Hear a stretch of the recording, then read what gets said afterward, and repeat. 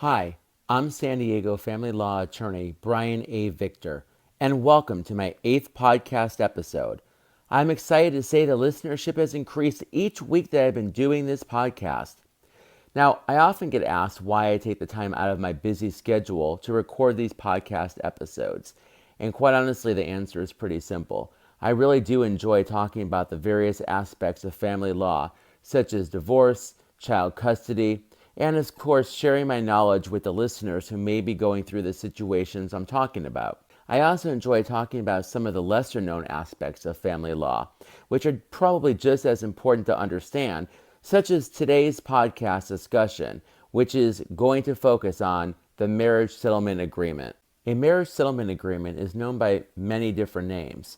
In California, a settlement agreement for a divorce is called a marriage settlement agreement, or MSA for short. This is a written agreement between both parties that have decided to end their marriage. Generally, this agreement accompanies the filing of a judgment for divorce with the court. A marriage settlement agreement is also generally produced after a couple participates in divorce mediation and reaches an agreement there.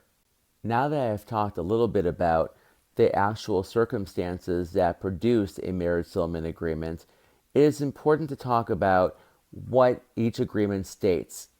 A marriage settlement agreement specifically states the terms of the relationship after a marriage is dissolved. These agreements can be as detailed as the parties prefer.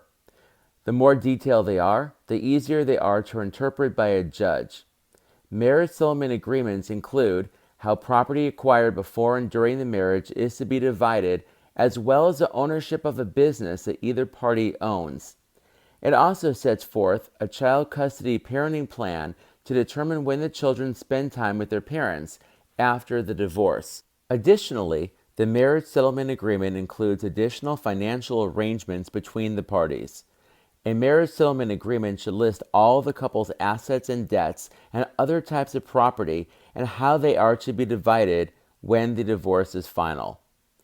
Oftentimes, I am hired by clients just to draft marriage settlement agreements so that they have a professional document they can file with the court and therefore avoid protracted litigation.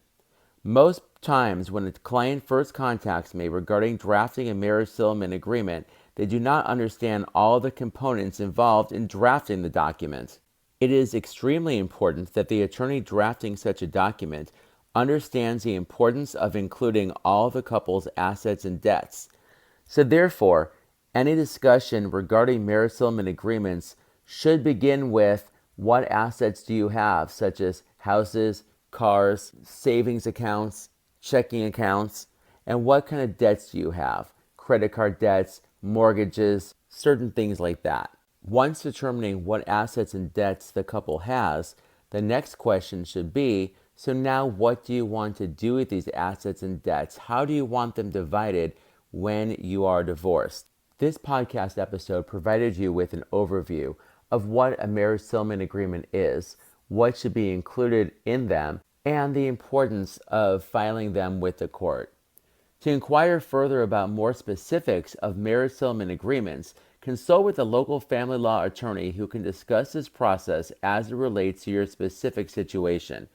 In San Diego, California, contact the law offices of Brian A. Victor for more information.